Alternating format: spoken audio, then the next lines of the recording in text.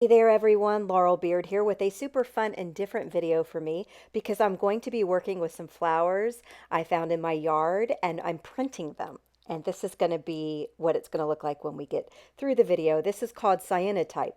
And I found this, never heard of it up until a couple weeks ago, ever. But I found it on Skillshare, which is a platform that I discovered a couple of months ago. I actually went ahead and signed up for the premium membership because I've just been finding so many things that I've never heard of that was so intriguing to me, like cyanotype. So let's get into this video and then I'll talk more about Skillshare.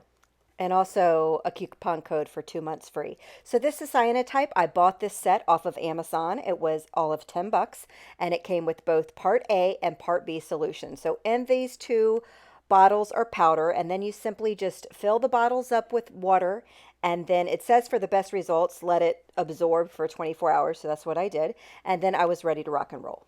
So I filled the bottles with water, gave it a good shook, wait 24 hours, and now I'm ready to get into it. I was so excited. All right, so let's get started. So once I went ahead and allowed this to rest for 24 hours, I went ahead and measured out equal parts. What that means is I took just random things, a plastic bowl, whatever, any measuring thing I found in my house, old medicine, measuring cups for my kids' medicine. So I basically measured out the same amount for part A, then the same amount for part B, and then mixed it together, and then I got that solution. All right, so does that make sense? So let's just, whatever, half a cup. You totally don't need that much at all. So if you're going to mix half a cup of solution A, you're going to mix half a cup of solution B. So start with half a cup of solution A, pour in half a cup of solution B, mix it together, and you'll get this green. It's very wickedly. It basically looks like green water.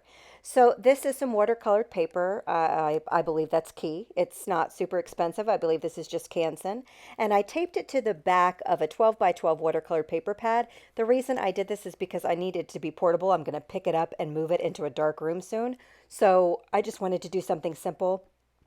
Anything that you can just kind of pick up and move off is fine. I'm winging it here. I didn't want to go buy a whole bunch of supplies for this. I just bought the Cyanotype solution and that's it. So once I painted on a thin layer of this green mixture here, I went ahead and took it to a closet, just laid it on top of moving boxes and closed the door. I just moved in case that made no sense to you. But this is what it looks like now before you put it into the dark room. Now, while it's processing, took 10-15 minutes, I went out into my yard and picked a bunch of flowers and leaves and whatnot. And of course, I had to put some in my mouth and take a picture because I'm crazy. And this is all the beautiful flowers and things that were in my yard. So now it's kind of a deeper green and it's dry. You can tell it's dry just like any kind of watercolor. It's no longer shiny, but make sure it's good and dry before you proceed to the next step, which is here.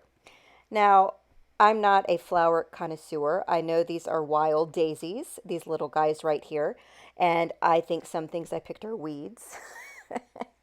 I picked things that I thought would make a good image. You're not going to get the color. You don't have to worry about picking pretty and bright because my mom's like handing me all this stuff with pretty color. I'm like, Mom, you're not going to see any of that. You're basically just printing the design. Or you know what I'm saying? So well, maybe you don't, but you'll see in a minute. So I don't know what this is. This is just some random leaves. I thought it would look pretty against the paper there. So I tried to pick things that have a design or that have some kind of texture. And here with this particular leaf that's kind of half cut off screen, I'm sorry I didn't have a camera lens big enough to film 4 pieces of paper here.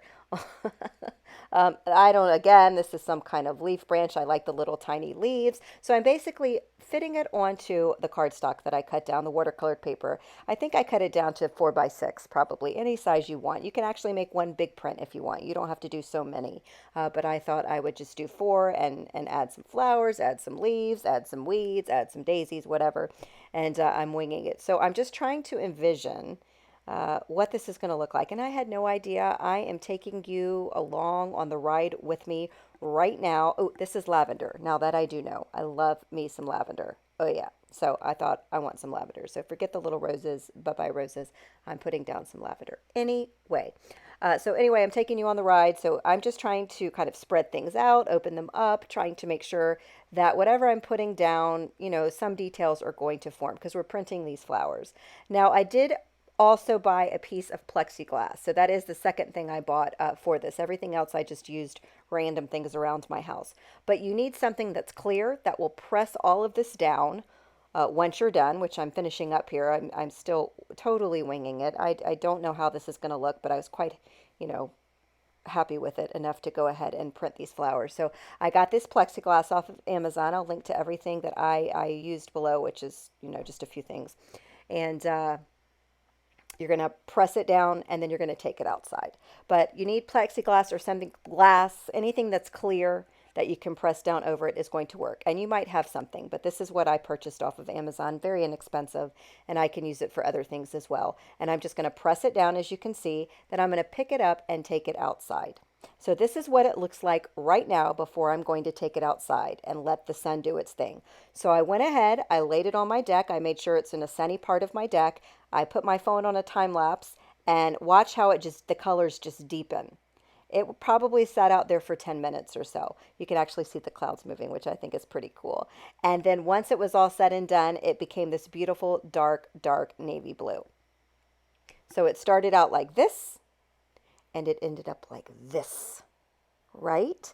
We're not done yet, but I just wanted you to see the difference in the colors. So once you're finished with that step, you basically are going to bathe your little prints. So this is just a piece of Tupperware from my kitchen, and just cool water, regular water, no, not hot, not cold, just regular water from my kitchen, and I am just rinsing it off. And they say to leave each print in for 5 minutes, but I didn't do that, as you can see. This is real time, so they're in there for like, I don't know, 10 seconds. But anyway, I was pretty happy with it. And I'm just basically rinsing off whatever the solution is, and you can see that print is coming to life. Again, there are a few that I absolutely love, some prints, and then there's one that looks like skeleton hands, which you'll see in a minute. This is one I did off camera. I just had some extra flowers laying around, so I went through the same process, and instead of using the glass that I used for the first print, I used my Caterpillar glass mat, which is a mat I use for all of my, my glass surfaces, or what I work off of, but it has grid lines on it. And that actually is going to shine through the grid lines, and that's pretty cool, and I'll show you that in just a second. So once you rinse off everything, you need to hang it to dry. Like I said, I was winging everything. I don't have a clothesline, so I just, clothespinned it to my blinds until it was good and dry. And here's a couple looks at the prints that I did in the video here. This is the one that I really think is cool. If you look closely, I'm going to give you a close-up here. You can see the grid lines on that. That's because there were grid lines on my glass. And I just thought that was stinking cool, and I love it. And that's probably my favorite one out of all of them. Now, this next one is the one, to me, that I think looks like skeleton fingers. But whatever. It's cool. We're rolling with it. I made so many prints. I actually had so much fun doing this.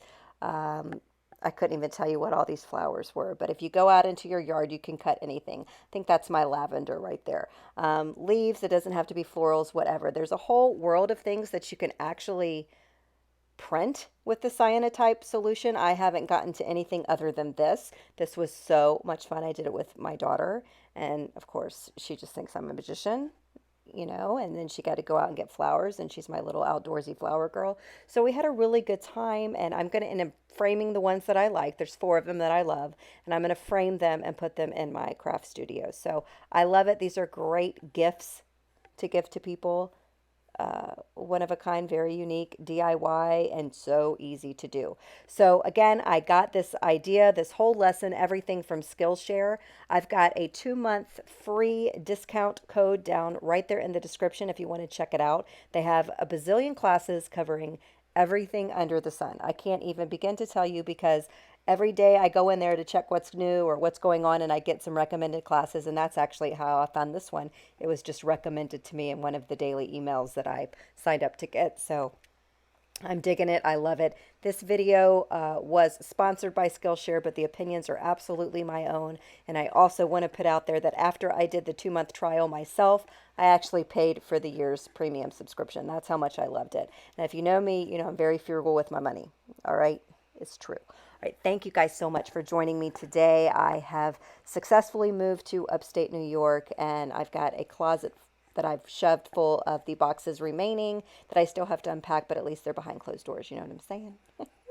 Thanks so much for joining me, guys. I'll see you next time.